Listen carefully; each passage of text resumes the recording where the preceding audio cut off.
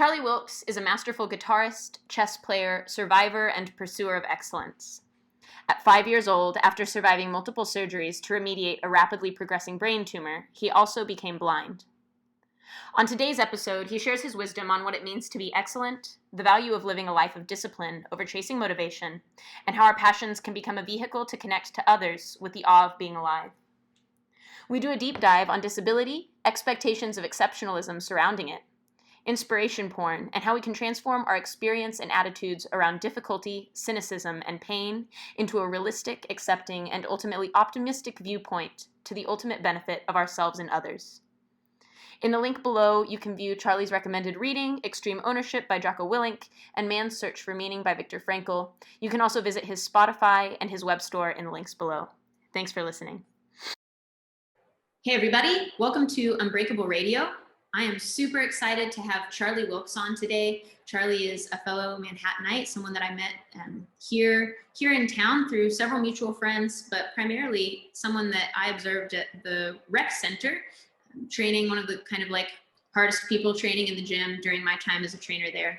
And so reached out to have a bit of a conversation on strength culture and disability, and then, disability at large, and how we can make the world a better place. How's it going, Charlie? It's going good. Thanks for having me. Okay, well, I guess the best way to start is maybe to talk about my story. Yes, absolutely. So for those of you listening, I've been blind since the age of 5, and I'm 25 now, so I've been blind for 20 years. And when I was 5 years old, I had a brain tumor. And throughout various surgeries, in an effort to remove that tumor, I ended up going blind due to something called optic nerve trauma. And what that means is that the the connection between my eyes and my brain it just doesn't function. So the vision that I do have is I can see light and I can see shadows, and that's about it. So that kind of gives you an idea of the physical parameters that I operate within. And so then throughout my life, of course, I had to deal with that, and I had to figure out how to move through society. And generally my life has been normal. I went to public school. I played sports. I did wrestling. I played football for a short time. I did track and field. I did things that you probably wouldn't think are probably smart for a blind person to do, like boxing. I look back on that, and that's kind of a questionable decision I made early on. But in addition to that, I've done a lot of other things. I was always been very passionate about music. It's what I studied at university. And so that's really my story, is kind of one of, that's how I've always thought about blindness and disability, is that those are just the physical parameters that you have to learn to operate within. And we all have them, and whether or not it's classified as a disability or not, we all have physical limitations that we end up encountering as life goes by.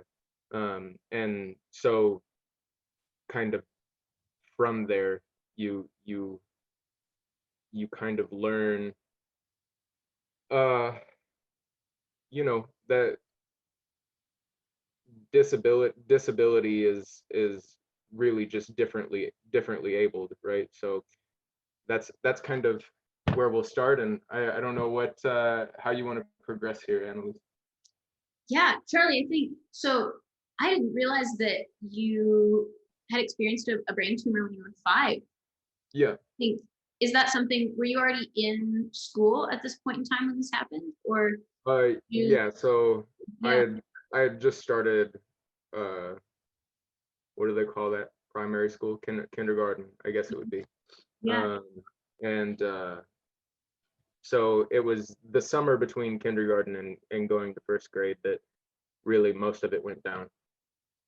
Was this like in terms of your medical experience with the brain tumor, what was the timeline that this happened on in terms of speed? Was this like a multi-year process, or was this, you said you've had multiple brain surgeries, so was this kind Yeah. of really, So how did that happen? yeah, it actually all happened very quickly, because the first two surgeries were a failure. And then the final surgery was kind of our last ditch effort. Um, it was either they got the tumor or I was done. And so it all happened within the span of, I want to say, it was probably within the span of 6 months. I don't have great recollection of that time, Sure. but it was all over the course of a very short time. I started experiencing the symptoms of the tumor when I had turned 5, and I was back in school by the time I was 6. Wow. So it was over the course of the year. That's such an accelerated rate. I think it's really incredible to me to think about you going right back into school after that. And I also can't imagine, like, experiencing, like I experienced my injury later in life. And as a 20-year-old, being told that, hey, things might not work out, or you might not survive this, or whatever it is, was, I mean, terrifying, right? In a word. And it makes me think, like, I can't imagine being 5 years old and being told that this was happening. Were you like aware at the time of how serious it was, or was it just kind of like something that was happening? Well, that's kind of that's kind of different for different people. For me, um, I knew that I couldn't see anymore, but I didn't actually know the ramifications of not being able to see, right? So um, at such a young age, it just becomes your reality, right? Like nothing, like for the most part, you haven't experienced enough for it to be such a tremendous shift. Yeah, kids adapt. Kids are really adaptable, right? Yeah. Was it during your time in school, how did the educational system make accommodations for you? Like you mentioned, you played sports, right? So like, Mhm. how did that kind of function, and how did it function socially with other people? Like, what were things that you kind of noticed, maybe, after becoming blind and going back into first grade? That's a big change really quick. Yeah. Um, I don't know if there's like a huge I don't know if I was aware of the social ramifications until later in life. As far as how the education system adapted, there's pretty well established uh, there's well established avenues, um, for blind people in the public education system. There's people called TVIs. That's teacher of the visually impaired is what that stands for. And they come in and they teach people to read Braille. Um, they helped me get started on using technology, screen readers, things of that nature. And so, and I think I would also be remiss if I didn't mention that growing up, my mother was she was just like a powerhouse as far as like going into a place and saying you're going to make this happen for him so he can live a normal life. um she was just tremendous. It sounds like, I mean, I think like having a parent or having somebody in a system that can be your advocate. I can't imagine, on the one hand, like being a parent and having to know that, like, nobody wants to watch their children suffer from illness or to experience things that are really hard. Like, I think it's a pretty natural, I mean, I'm not a parent, but I can only imagine that it's got to be a pretty natural thing to want to like come around your children and protect them. And Yeah. I think also that like probably that there's a lot of grief in that. So I think that's really cool and really incredible to hear. That Yeah, well, and right, because it's not easy to push back against a system or to to walk into a room and be like, hey, this is how it's going to be, or else, right? Like that's a lot of bravery. Yeah, she was an absolute warrior through all of that. She had to, they wanted to put me in remedial classes. She didn't allow it. They wanted to limit my physical activity, right? I think that happened initially, and she didn't want that to happen. She didn't allow it.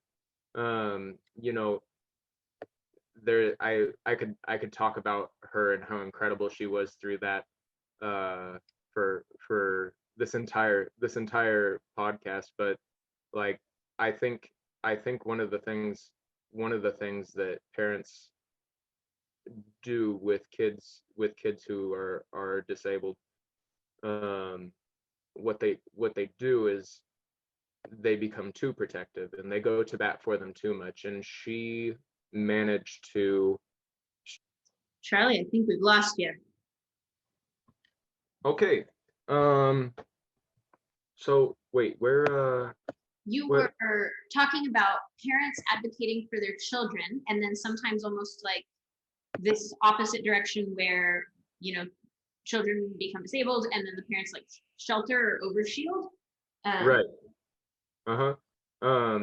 And yeah. So sometimes parents are too protective.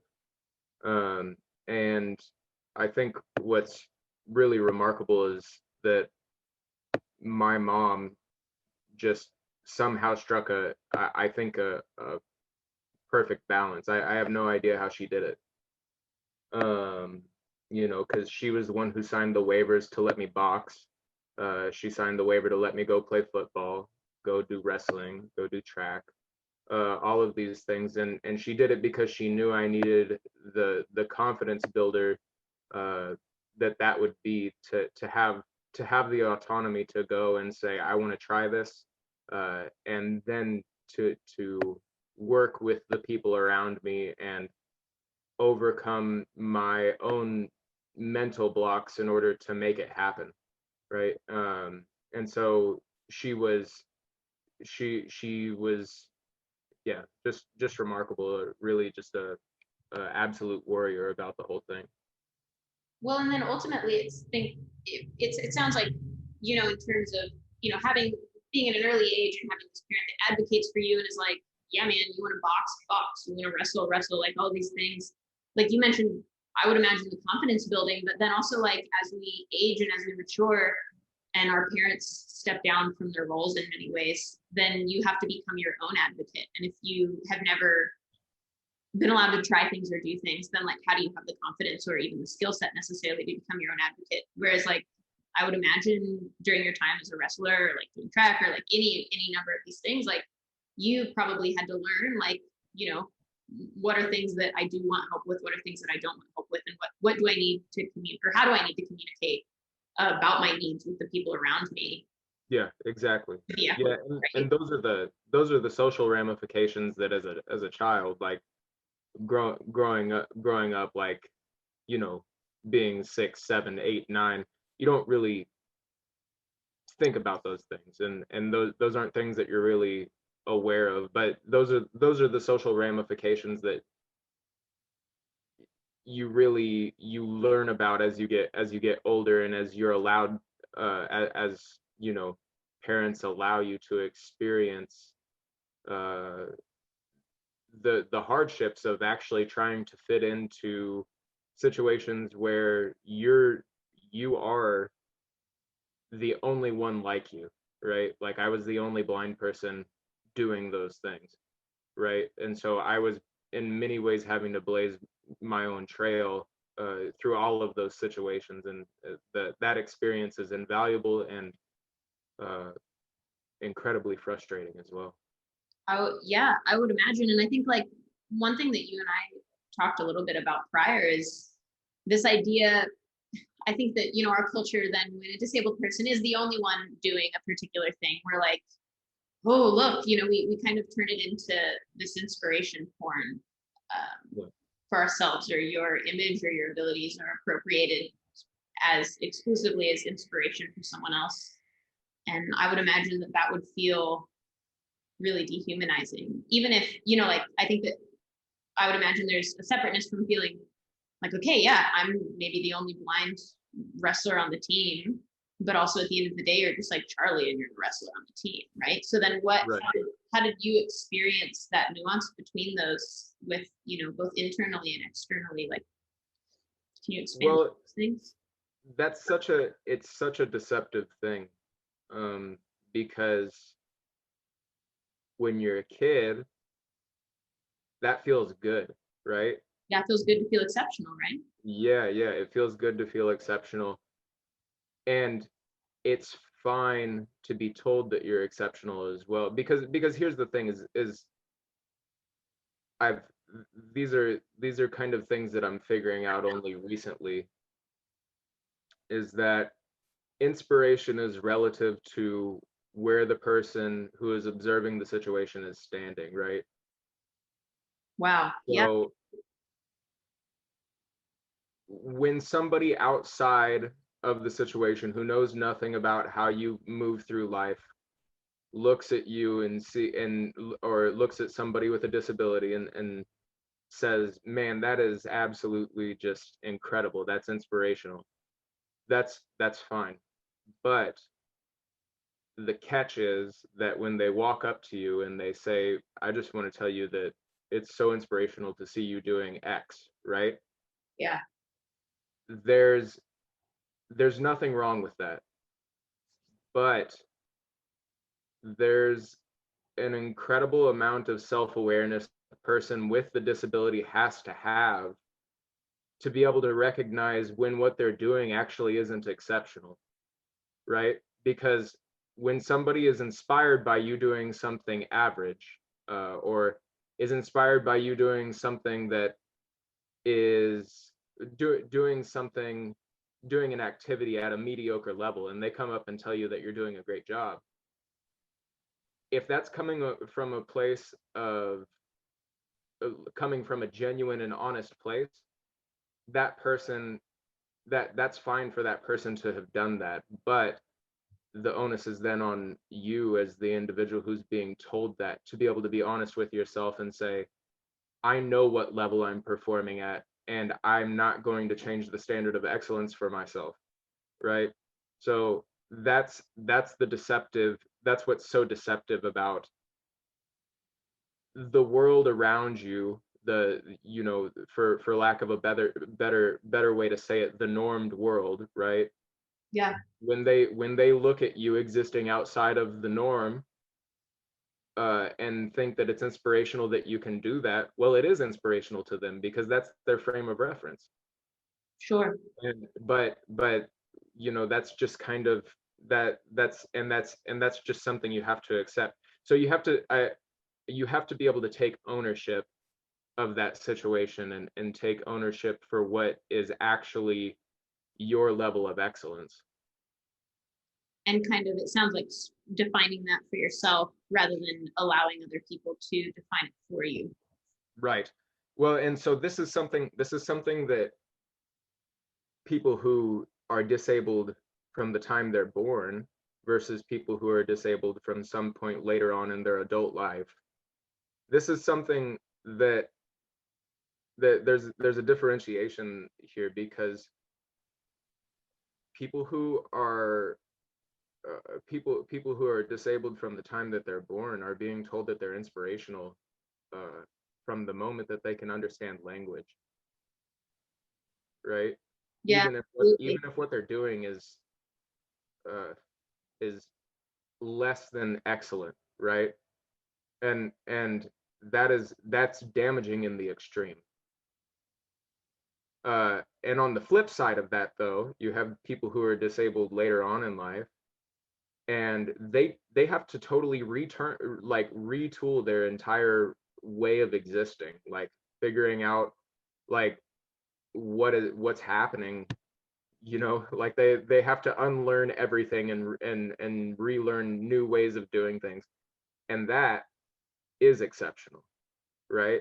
So there's two, you know, you've got kind of two different experiences there, um where, you know, I don't know, I have a weird relationship with inspiration because of that. Because I need to be, I think we have to be balanced enough, um we have to be balanced enough to be gracious in receiving people's uh well-intentioned comments about us being inspiring, and also balanced enough to recognize that we can do better. And I'd also imagine that there's this other balance of, if there are certain things that you do struggle with, then striking this balance between holding yourself to a standard of excellence and creating your own definition of that, not allowing others to define it, but then also being maybe gentle or forgiving of yourself of the things that maybe are more of a struggle with. How I don't know if I'm articulating that well, but you know, like I think for me now, there are certain things that I could do that I can't anymore, or that I can't do as well as I would like to be able to, because of, like you said, like new physical parameters. Yeah. And so then sometimes there's this level of frustration of like, you should be able to do this. And then I think replacing that should be able to with like, okay, what are your new physical parameters and what is reasonable at this point? What are the things that you can be excellent at, and how do you lean into those? And then how do you maybe be gentle with yourself or accept those other things that are more limited by nature? Right. Yeah. Well, and this is, I think that that's a really interesting thing, because we the only way that we get better is being able to acknowledge where we're weak or where we're incapable, right? Mm-hmm. And then that's kind of that's kind of the only way that we continue to improve, because if we're always just playing to our strengths, uh and never take the time to be vulnerable enough to admit to ourselves that we have weakness, then we always just get stronger in the places that we're already doing good with, right? Yeah. Yeah. And It feels good, right? yeah, it feels good to be competent, uh but so then you have to take yourself into those uncomfortable situations. You have to, like, the moment that you're comfortable is the moment that you're no longer progressing.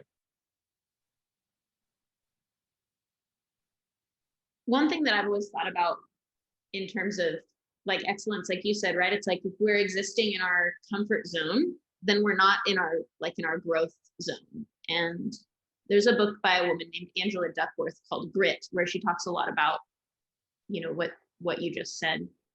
And I think I've also always thought about excellence to some degree as being the accumulation of like small things executed really, really well. Mm-hmm.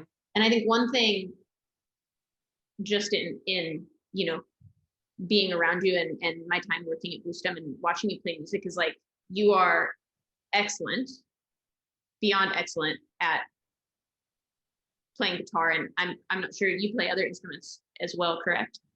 Yeah, but none as good as I play guitar.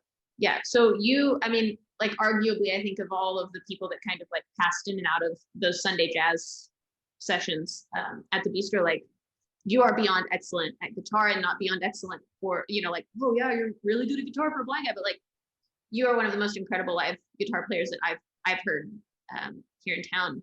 So how, you know, it sounds like you've done a lot of internal work on this. Like, you just sound really convicted in terms of what you believe excellence is.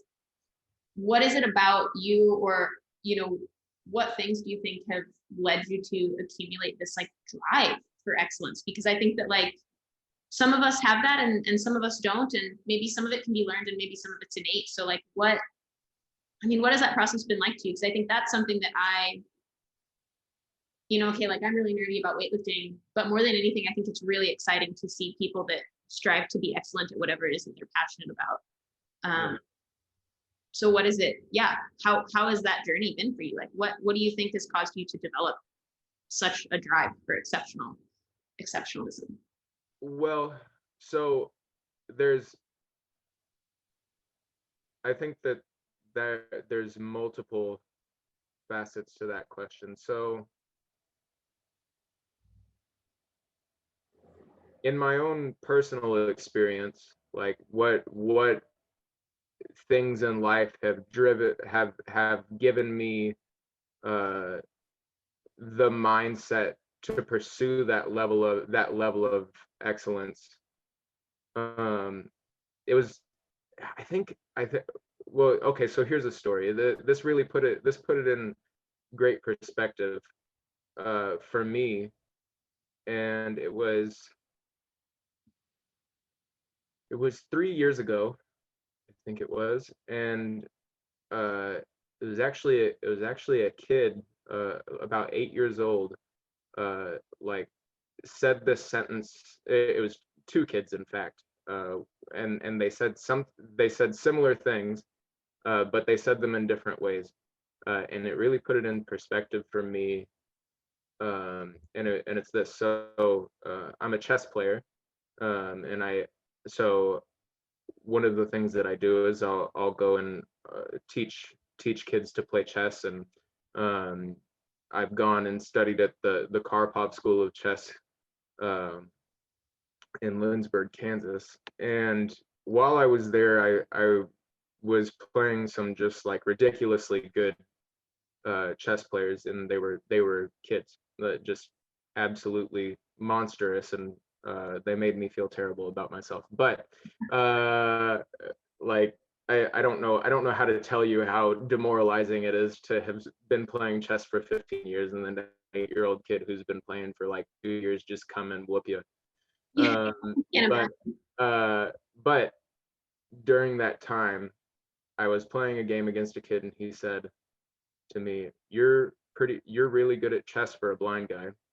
And I started playing chess with another kid, and he said, "You're really good at chess even though you're blind." And there's a distinction there, Yeah. because one of those is operating inside, you're really good at chess uh, for a blind guy, which means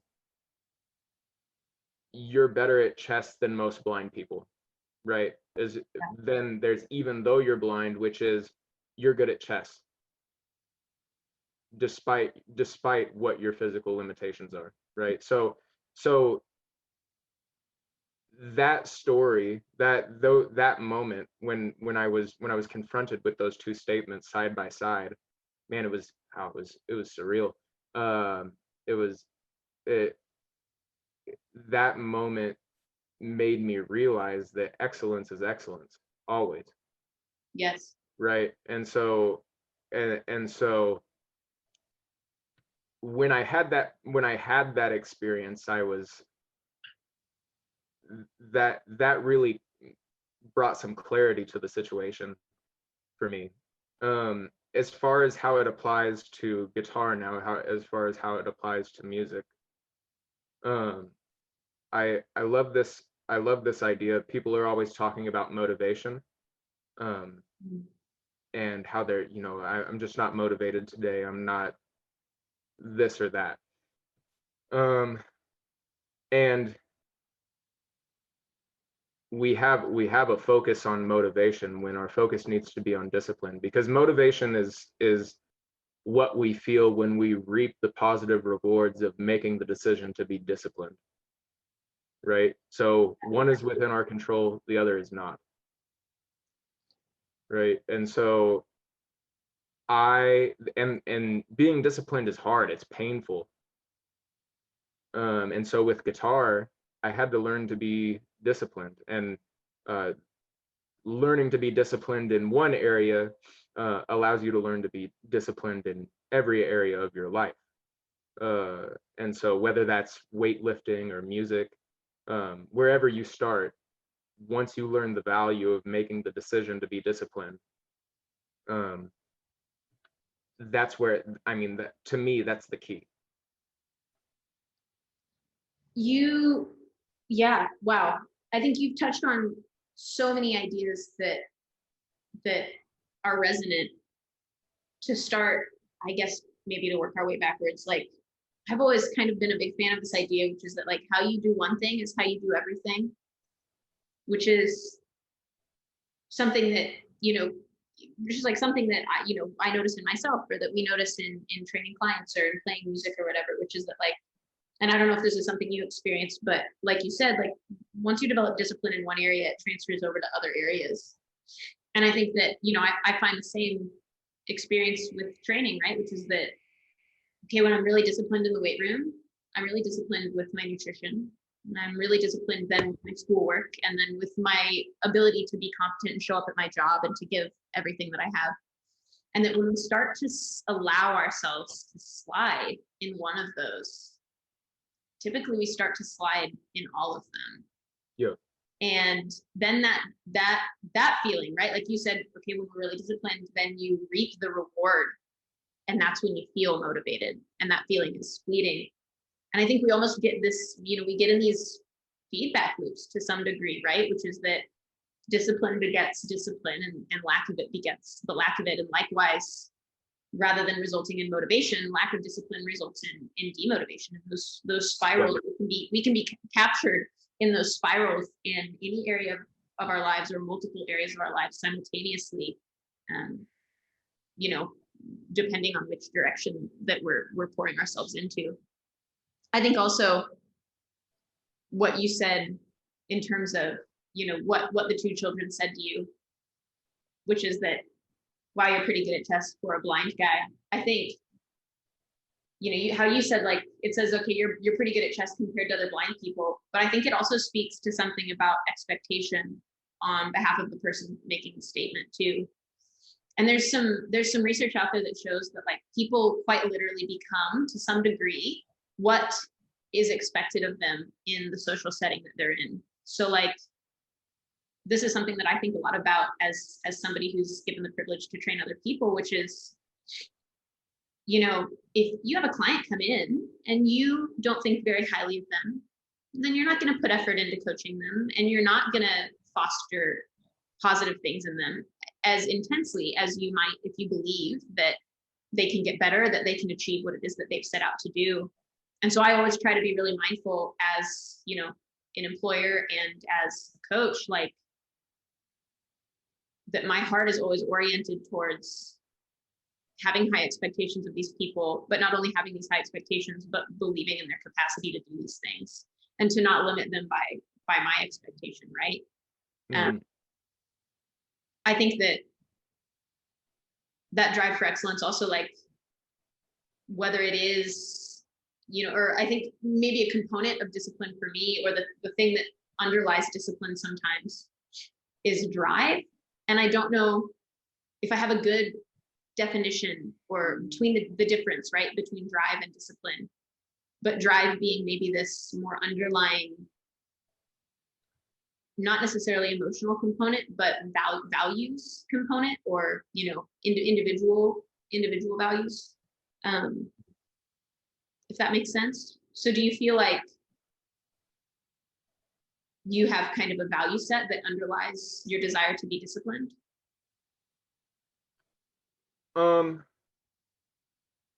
That's kind of an ambiguous question. I don't know if I phrased that very well. Yeah. Well, I think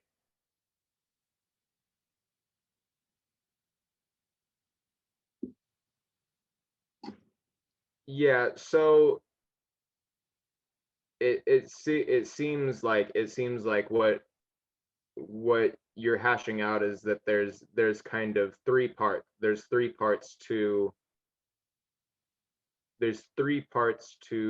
the journey towards excellence, and that's discipline, drive, and then motivation, right?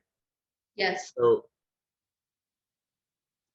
to me, you make the choice to be disciplined, which once you make the choice to be disciplined, and if you stick with the choice to be disciplined, you start to see results. And once you start to see results, that feels good, and that's where our motivation comes from. That's the positive ramification. Then so drive, to me, is the ability to continue being disciplined consistently, right? Uh, drive is more about drive is really about momentum more than anything to me, right? Like there's because I think for me the reason that I want to be disciplined in music specifically, right, Yeah, is absolutely. the reason that I'm willing to go through the hardship of being disciplined in that area is because the product that I'm working on is going to be presented to people, right? Like it's going to be like that idea of what I am doing is not for me, it's for other people. That's the reason why I have the ability to be disciplined consistently, I think, right? That's and to some degree, I think that that's true of everybody, is that once we find that thing where we feel like we're making a difference in other people's lives, even if it's or our own life, right? Like this is the reason why so many people are capable of discipline and exercise, right? Because once you start to feel the positive results and what it does for your mind and what it does for your body, um, you realize, man, this is a good thing. It's affecting me positively. And once you and so the things that we choose to do that are a good thing and affect others positively as well, those are the areas where we develop passion. Those are the areas where we consistently maintain discipline. And to me, that's where the drive comes from, is the desire to improve the lives, our lives and the lives of the people around us. So if that's a value set, then I think that that would be the answer to your question, is that my primary, like my priority, like my first priority always is that I want to affect the way that the people around me are experiencing the world in a positive fashion. Uh, and whatever medium that's through, whether it's music, whether it's going to the gym and having somebody see me exercising and that bringing them some sense of uh, you know, inspiration or whatever they feel when they see that, that's it's all worth it, right? Like that's so I think that that's my value set for drive. That's yeah, wow, great answer. I think this idea that we're affecting the lives of other people positively absolutely does seem to be the common thread between people that sustain excellence in any given area. Like you said, it's like it kind of all of a sudden the medium, although it may be incredibly relevant to the individual, you know, enacting the thing, the medium almost becomes irrelevant because we're like a social animal. And as a social animal, yeah, we want to be in part of a community, and being in community and improving, you know, the joy or contributing to the joy of the community is, I think, central for our well-being as people, to be whole people. Yeah, yeah, absolutely. That's always been seemed to be the truth to me. I think in line with this, something that we've talked about is this project that you've been looking into starting, which is a podcast of your own. And I know that you touched on this idea, like these things that we've already talked about, right? Which is like this idea that disabled people have to be exceptional. And something you said earlier is like, I've lived a normal life. And I think that the definition of a normal life is really, really broad. But I remember in one of our previous conversations, you were kind of like, you know, saying like, okay, disabled people deserve to have normal lives. And that you wanted kind of the core message of your podcast to touch on that, which is that you don't necessarily have to be, trapped in other people's expectations in one way or the other. And you don't necessarily have to be, you don't have to be super special at a particular thing to deserve to live a normal life as a disabled person. If I'm kind of touching on your concept correctly. Right. Yeah. Well, I think I think the reason that the exceptional expectation is set is the visibility of blind people in our society. Like, if I asked you, like, right now, name 3 blind people, like, just like that, of, right? Yeah. Then odds are you think Ray Charles, Stevie Wonder, uh, things of that nature. And these are famous people, right? Right. Yeah. These are people who are literal geniuses at what they do. And genius is not common, right? And so when it's this concept of representation. It's like, what representation is there for kids who are, they're in high school, right? How many blind kids in high school have you met who have, like, have you ever walked into a coffee shop and seen a blind person working behind the counter, for instance? No. And no, if the answer is no to that question, that's because, and it's not because they're not there, it's not because they're not around, and it's not because they don't need the experience of working. It's because the infrastructure doesn't support it. And so what you have is a severe gap for, you've got severely disabled people who need tons of help, right? Like that, there's no way around it. Like, some people are disabled to a degree which is just mind-boggling. And so, and we see them, right? Like, the society sees them, because we have to have things in place in order to make sure that they can find some sort of comfort in life, right? Absolutely. But we still almost make a spectacle out of it too, right? Yeah, yeah. Well, we like to point at that and say, look at the people who are doing that job, right? Yeah. And then on the other end of the spectrum, you have people who are exceptional, who are becoming CEOs of companies, uh, who are becoming famous, and doing these things that are, just remarkable. They're living up to the true standard of excellence.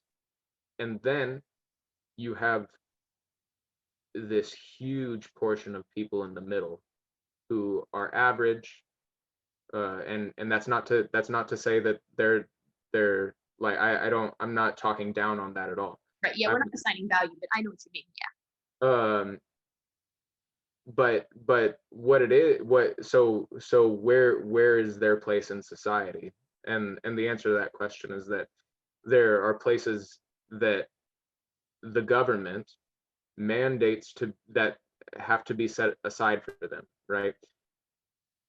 There are these, and that's good. That's a good thing. So, and I have to be very careful here, because I don't want it to sound like I'm talking down on any of this.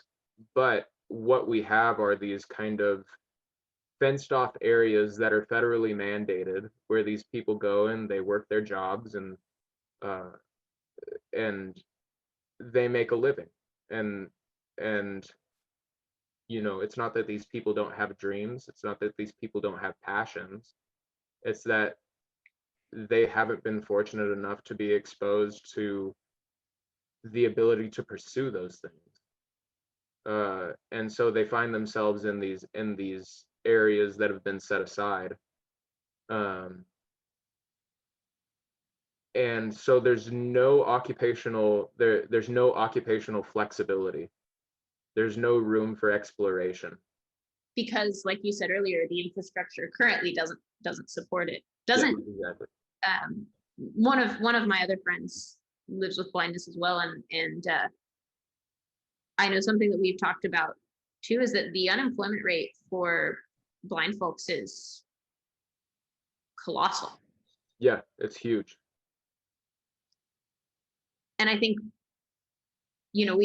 my friend and I have spent a lot of time talking about this, and then, it's caused me to think a great deal about it. And it's just like, I think the big question, which is really multifaceted and not answerable in one cohesive answer, then is like, how do we improve the infrastructure?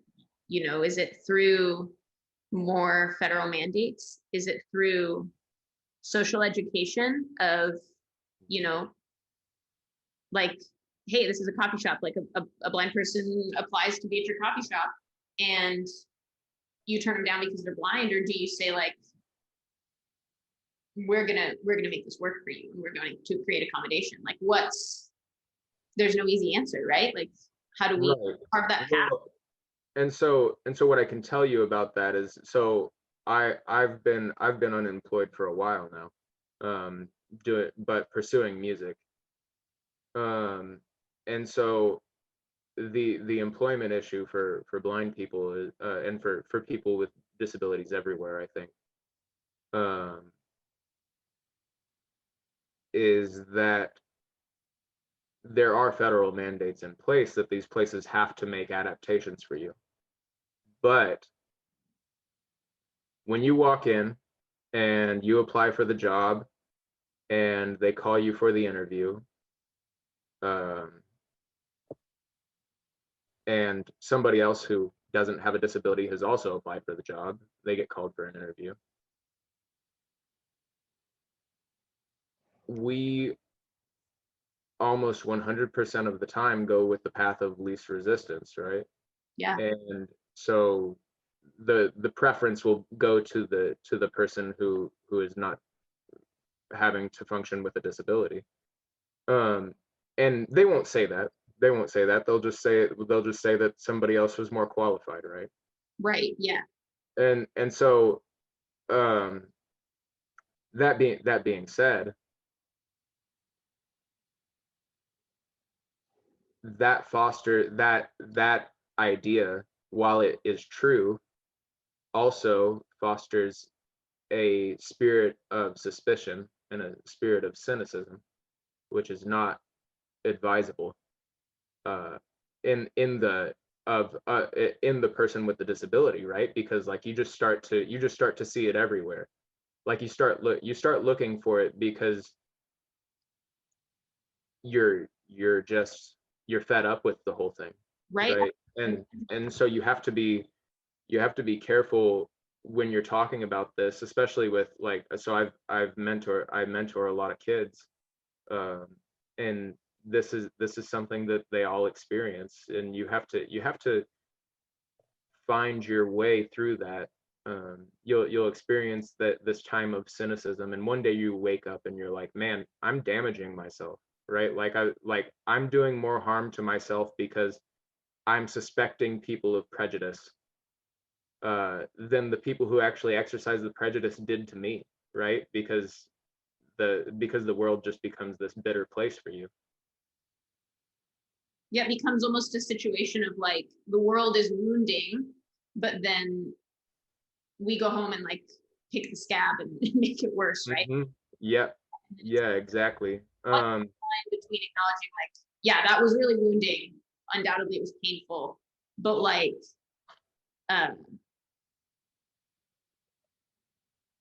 yeah, when do I decide, like, okay, I'm carrying this painful thing on for myself and I don't have to do that?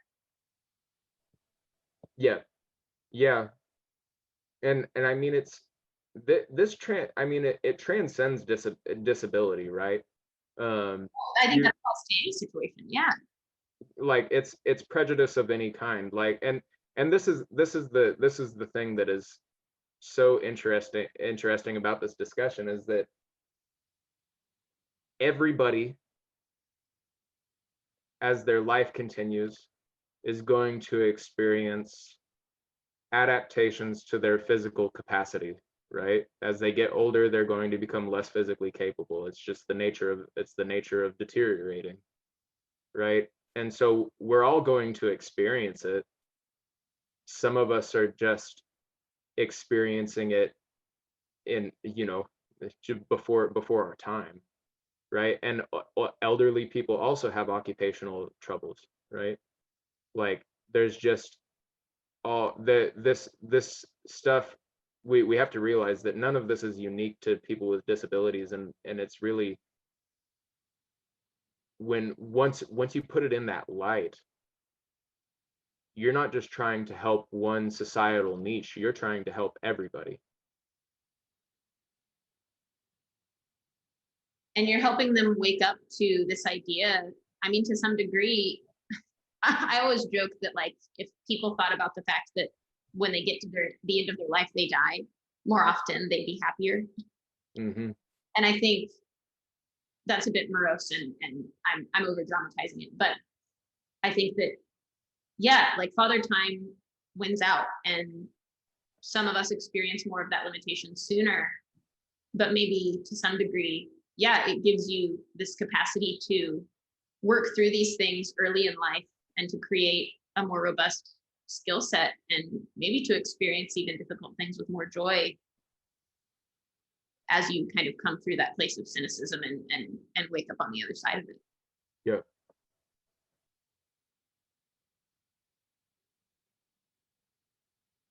Yeah, absolutely. And that's the goal for everybody. I mean, I don't know of a single person. I've never met a single person that hasn't gone through times of cynicism in their life for one reason or another. And they've almost always, cynicism goes hand in hand with a self-defeating attitude.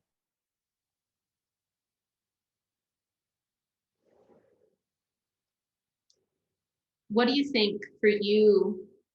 Because I think different people spend different amounts of time in this place of cynicism, be it after becoming disabled, after something like a divorce, or, whatever. I mean, like, the magnitude of these activating events, if you will, and then the duration that we live in that dark place. What do you think? What's the catalyst for waking up from that? And I mean, I think a goal would be, like, for us to spend as little time as possible in that self-defeating place, right? Like, how do we get out of it? What's that process like? Well, I think in order to realize that you are defeating yourself, you have to experience a victory, right? Anything. It can be, and so I'll connect it to exercise, right? Once you start experiencing the power of taking your physical condition into your own hands and doing something to make it better, I think that's an incredibly powerful lesson, right? I know for me, when I was going through this period of cynicism where I went through it, I did, and it was unpleasant, and the moment that you make it, I think it comes back down to discipline, honestly, because to be cynical is a choice, so to not be cynical is also a choice. And you simply have to be disciplined enough and self-aware enough to make that choice. And once you do, you have to, you start to feel better again, right? Like it all comes back to this idea of you start reaping the positive rewards of making the choice to do something that's better for you, and then you start doing it consistently. And I think, yeah, you make that choice once, and then you kind of, like brushing your teeth, right? Like, you have to continue to make that choice over and over again. Yeah, and it becomes habit eventually. Some of it also, I think, can be a form of engaging in non-attachment to our uncomfortable feelings too, to some degree. I think that sometimes, have you ever met a person that's really cynical that almost seems addicted to it, or like they enjoy it? It's like, we start to get uncomfortable or cynical or have a bad time, and then we almost make ourselves a nest out of our cynicism and out of our discomfort. Mhm. We Well, it's pile it easy. up around us. It's very easy to be cynical. Uh, it's it's a defense mechanism, right? Because if you're cynical all the time, then every time something goes bad, you're like, well, I called that one. Yeah, right. It's a path of least resistance. Yeah. And so if you're always expecting the world to be against you, then every time that the world is against you, you're prepared and you don't have to experience the pain of disappointment. Uh, whereas to take the hard path, and I think the courageous path, and to be optimistic and to look at the world as a place of opportunity. Um, you know, you have to. It takes a lot of courage because you're making yourself vulnerable because the world's going to disappoint you eventually. Yeah, And so that's a cynical statement, but it's a cynical statement that exists.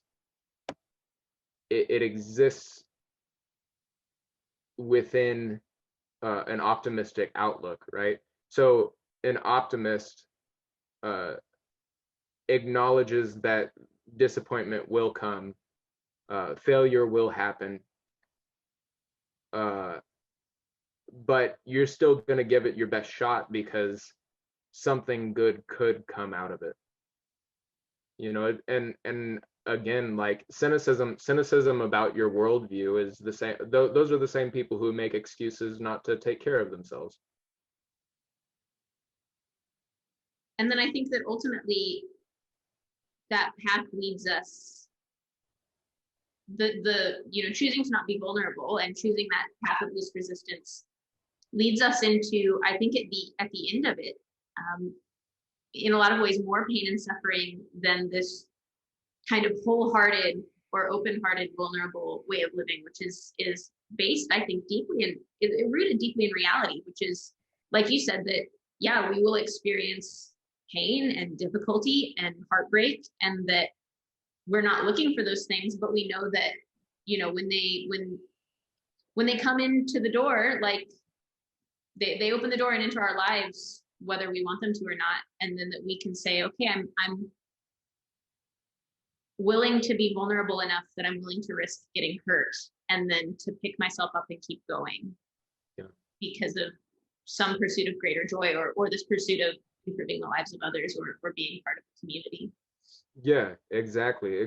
Well, this is there's two there. I think there's a easy way to unpack that is like there's the choice that you're having to make is, are you going to let a moment pathologize your entire existence, or are you going to let moments drive you to have a better existence, right? So you can let a single moment in time totally ruin the way that you live the entirety of your life, or you can or a single moment in time affect, you know like you can recognize that there's a bigger picture, right?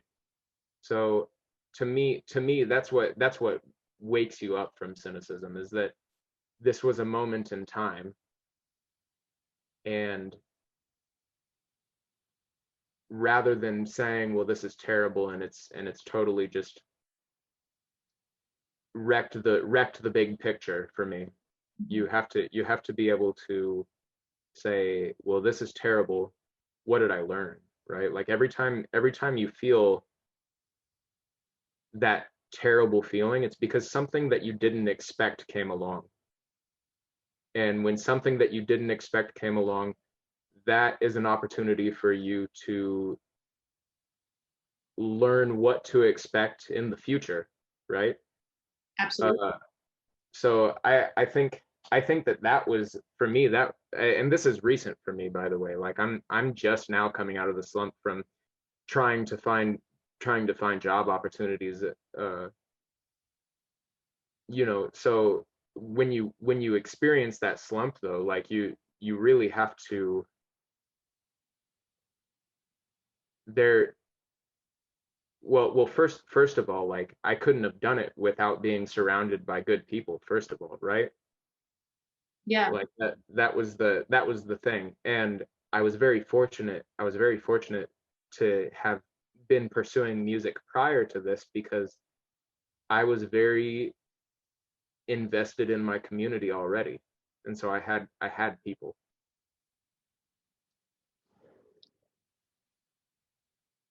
Do you think to some degree, I know we've touched on community, and I know that, for me personally, and in my life, and I think in my clients' life, community is our lifeline as individuals, both when we're, kind of down and out, or when we're on top of the world.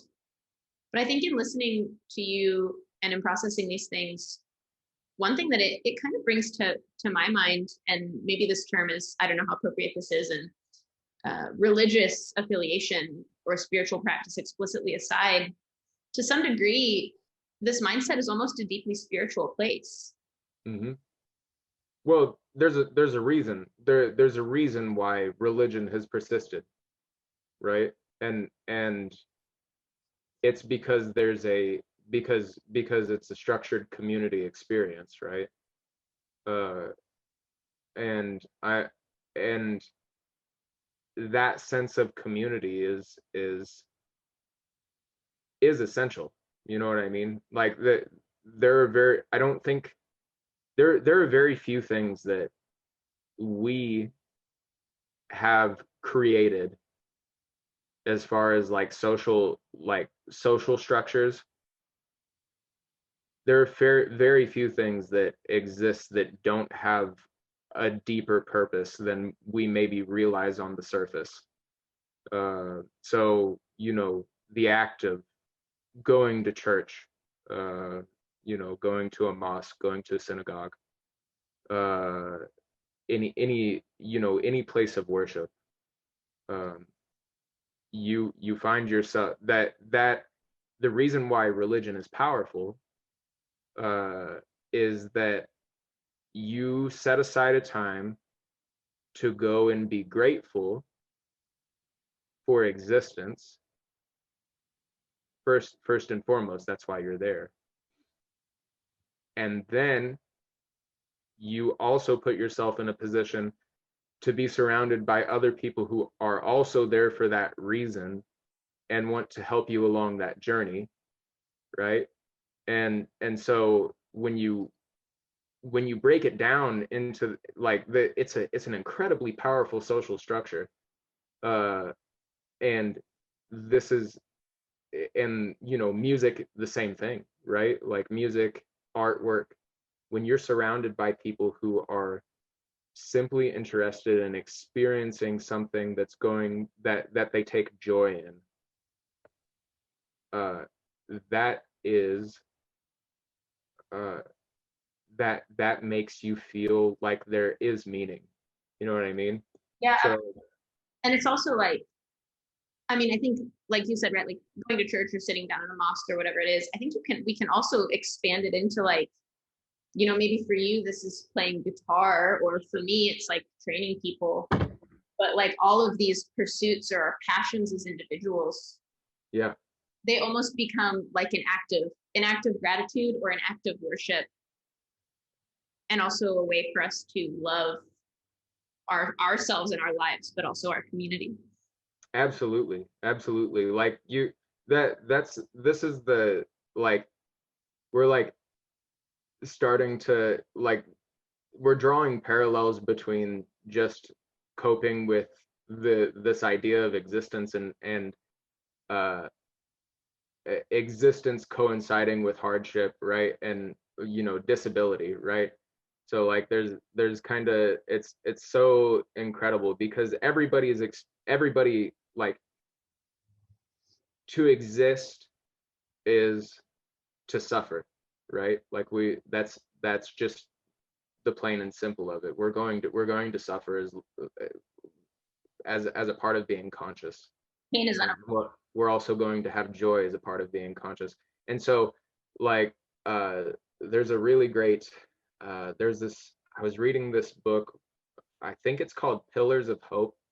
Uh, and I stopped halfway through, but it was really incredible because one of the things that they talk about is spirituality, or on a more broad basis, maybe a more accessible basis, the experience of the transcendent, right? So like being able to experience uh, whatever it is for you individually that allows you to feel that sense of awe for the world around you, that sense of purpose for the world around you. Once you find that, that's what you chase, right? That's what you go after, because that's what's going to sustain you. Wow. That's so I think, yeah, it's so simple, right? Like it's so succinct, and it's so true. And I think it's, yeah, it's like simple but not easy, right? Yeah. Yeah. Well, you can spend a lifetime searching for that thing, right? Because there's so many things.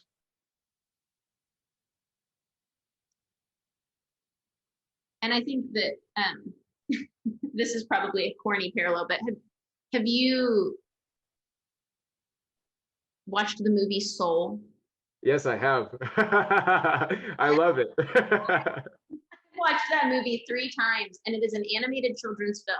And never in my life did I think, because I think these ideas that we're talking about are things that I've always been like, for some reason, so deeply fascinated with from like an early age.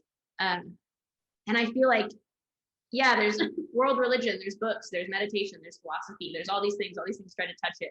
And I feel like this like hour and 30-minute children's movie like sums that path up in such a such a digestible but poignant way.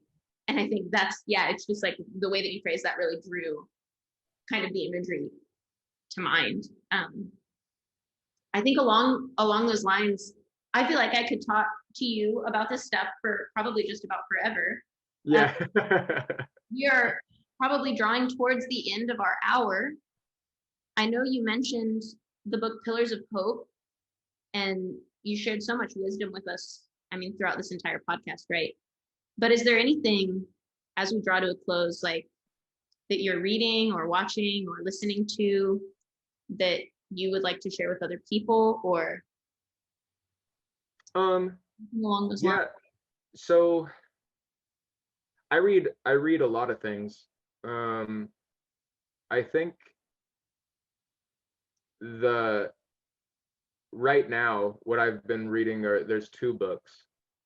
There's one called Extreme Ownership, which is by a guy named Jocko Willink. I love that book. Yeah, it's an incredible book. And um, it's been a really powerful motivator for me recently, because that it's allowed me to take ownership for a lot of my weaknesses, and a lot of, like I was talking to you about, the snapping out of that slump of cynicism about the world. You have to take ownership for a lot of things that, like the reason you haven't been progressing is because you've been in this slump of cynicism and you haven't been doing jack.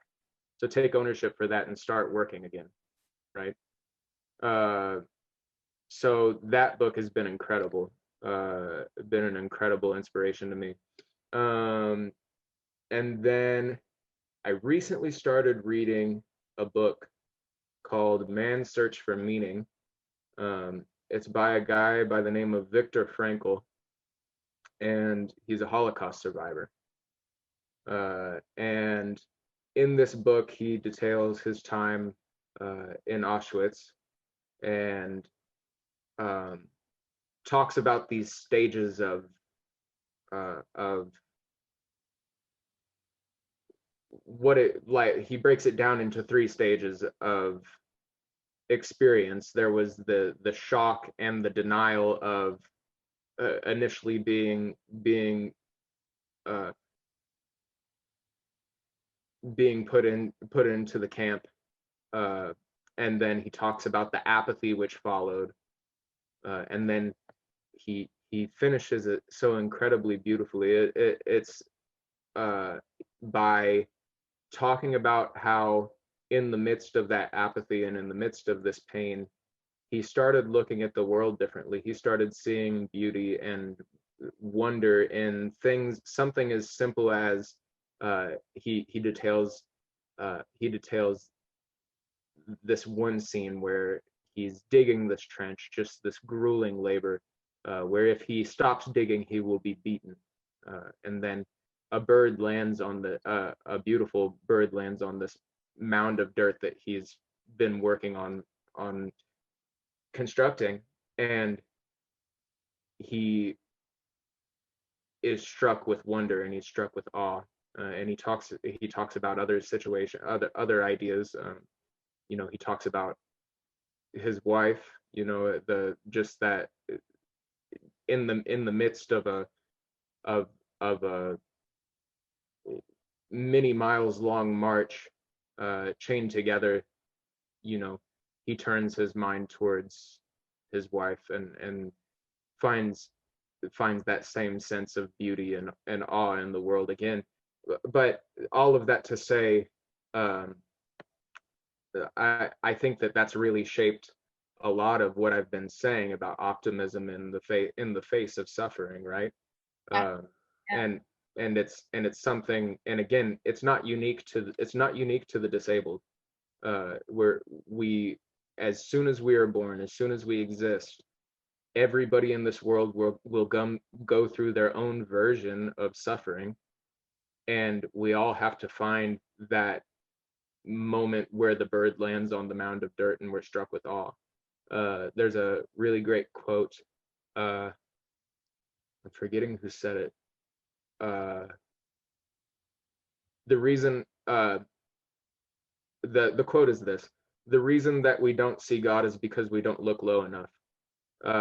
And so I don't know. Those are kind of the two things that have really shaped my thought process recently. My favorite, well, you touched on the two sections of Man's Search for Meaning that really spoke to me when I read that book.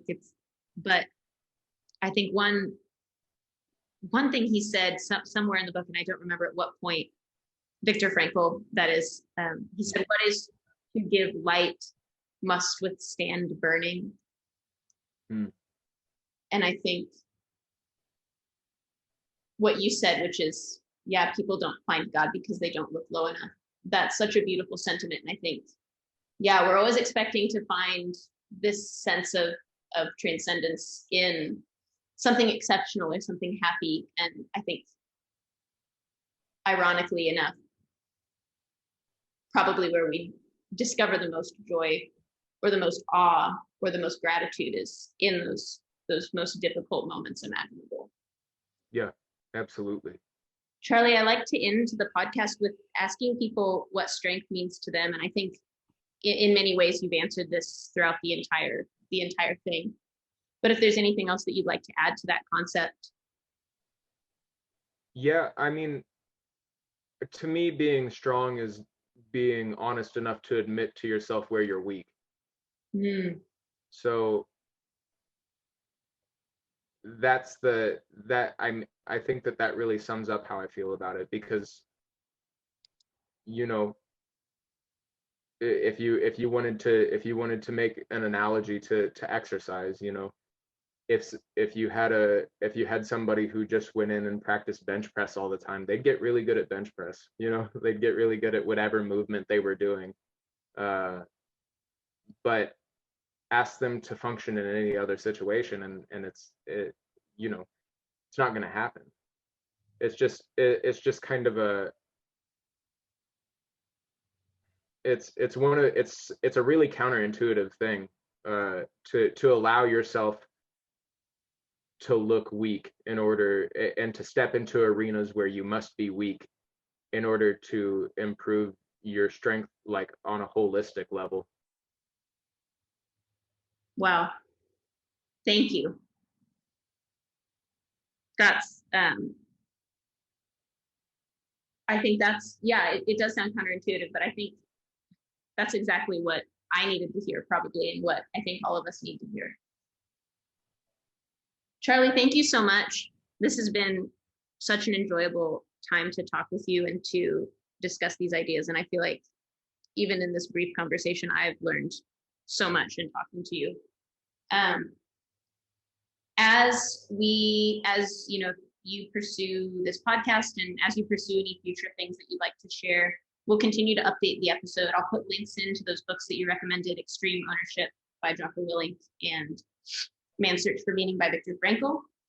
And those links will be found in the description under the video. And then as you update things, if you have any more information you want to share, I'll put them in there. And I would love to have you on for another discussion like this. I feel like we went deep, but also probably only scratched the surface about how much we could talk about some of these things.